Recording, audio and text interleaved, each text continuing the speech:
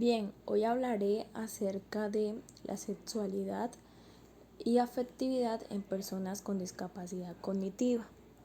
Para ello, elaboré un mapa mental apoyándome de un artículo llamado Conocimientos, actitudes y prácticas de familias de adolescentes con discapacidad cognitiva en sexualidad y afectividad.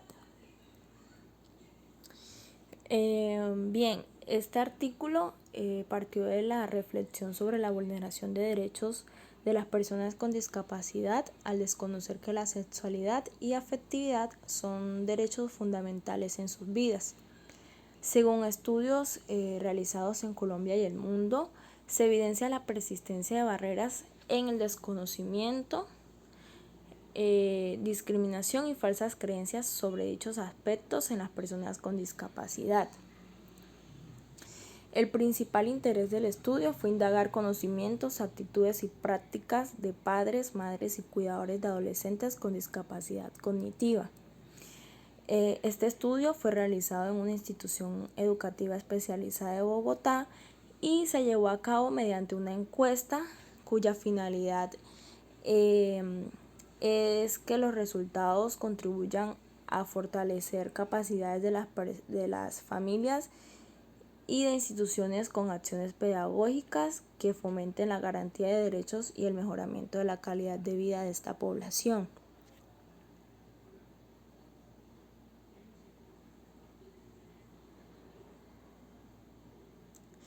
Bien, según lo referido en el artículo, las personas que tienen este tipo de discapacidad sufren múltiples vulneraciones por parte de otras personas que no tienen ninguna discapacidad, por parte de profesionales e instituciones.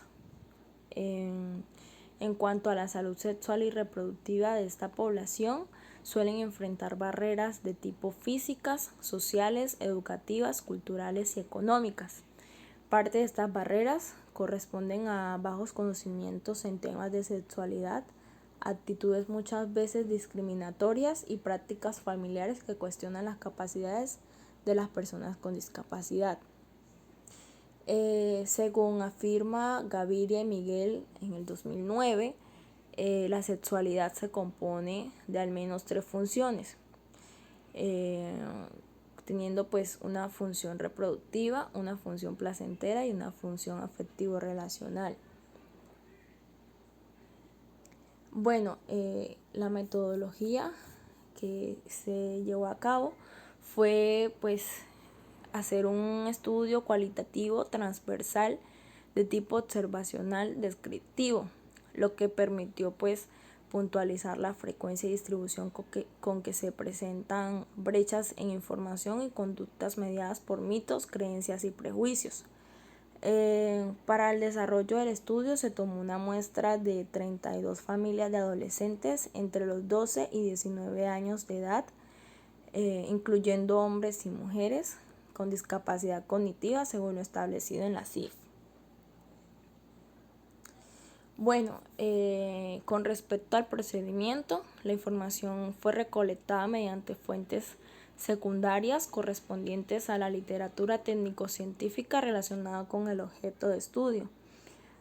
Además, se tuvieron fuentes primarias con padres, madres, cuidadores y profesionales que intervienen a esta población. Bueno, en el estudio se tuvieron en cuenta variables de tipo cualitativo, principalmente teniendo en cuenta 3 variables. La primera fue la variable de conocimientos, que hace referencia al nivel de conciencia y comprensión frente al respeto de derechos, normas y recursos de protección. La siguiente variable fue de actitudes, que hace referencia al sentido y manera de comportarse frente a la sexualidad y afectividad de los adolescentes con discapacidad. Y por último, se tuvo en cuenta la variable prácticas, que hace referencia a la manera en cómo los padres actúan o aplican los conocimientos con sus hijos adolescentes. Bien, para la calificación de estas variables se tuvieron en cuenta unas escalas que iban desde totalmente de acuerdo hasta totalmente en desacuerdo. Bien, con respecto a los resultados de la variable de conocimiento, se obtuvo que el 96% de padres y madres conocen sobre derechos humanos, el 41% desconocen las normas y leyes para la protección de derechos de personas con discapacidad, el 33% desconoce la existencia de instituciones que trabajan con dicha población.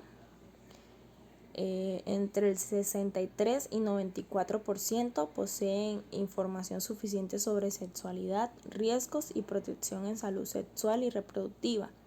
Sin embargo, se presenta confusión frente a género y orientación sexual. El 22% no identifica las condiciones en que se despenalizó el aborto en Colombia. El 90% reconoce que las personas con discapacidad tienen derecho a ser respetadas en la toma de decisiones sobre su sexualidad. El 53% conocen sobre el concepto de interdicción. El 84% identifica emociones básicas y expresiones de afectividad. Y el 91% reconoce que existen diferentes tipos de conformación familiar.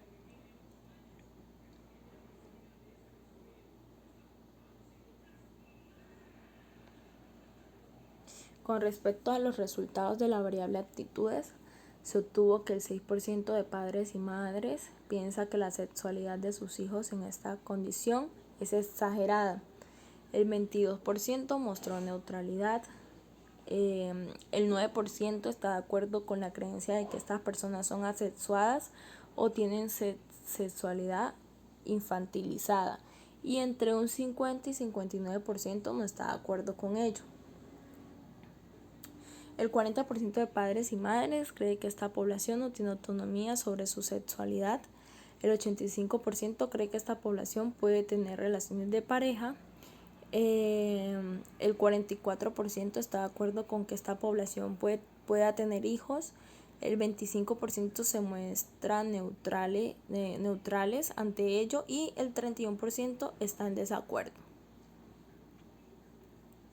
Con respecto a los estereotipos de sexualidad y reproducción, el 50% no está de acuerdo en que se puedan tener relaciones sin amor, el 9% muestra neutralidad, el 94% está de acuerdo con que los adolescentes experimenten deseo sexual, el 69% está de acuerdo con que tienen derecho a regular su fertilidad y el 19% de padres y madres no están de acuerdo con que sus hijos tengan la capacidad de procrear.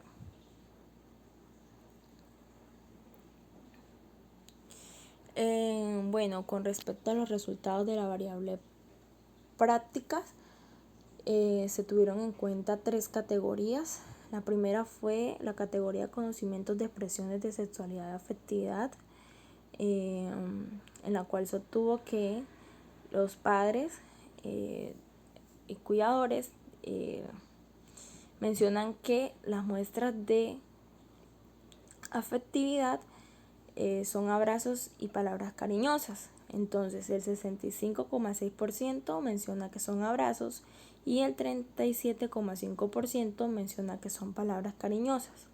Por otro lado, en cuanto a la sexualidad, el 34,4% menciona que se expresa mediante caricias y el 28,1% menciona que se expresa mediante besos. Bueno, en cuanto a la manera como educan a sus hijos, el 59,4% tiene prácticas orientadoras, el 25% democráticas, el 9,4% son permisivos, el 37,5% establecen límites y normas orientadoras, el 22% son autoritarios, el 78,1% establece límites y normas claras, el 12,5% son rígidos y el 6,3% establece normas difusas. Por último, con respecto a la categoría de comunicación, se tiene que el 84,4% establece pues una comunicación positiva y abierta, mientras que el 12,5% establece una comunicación reservada y fría. Bien, como discusión del tema, Se tiene que hay un conocimiento significativo sobre derechos humanos y derechos de sexualidad y reproducción. Sin embargo, se requiere llenar vacíos en conocimientos sobre normatividad, divulgación de los servicios y su prestación para esta población. Además, no hay claridad en conceptos sobre género, orientación sexual, interrupción voluntaria del embarazo, violencia de género e interdicción. Y como conclusión, se tiene que principios como derechos humanos, salud sexual y reproductiva, enfoque diferencial, educación inclusiva y perspectiva de género deben ser parte de los programas, proyectos y estrategias de formación de los agentes educativos, acompañados de material didáctico y recursos humanos especializados.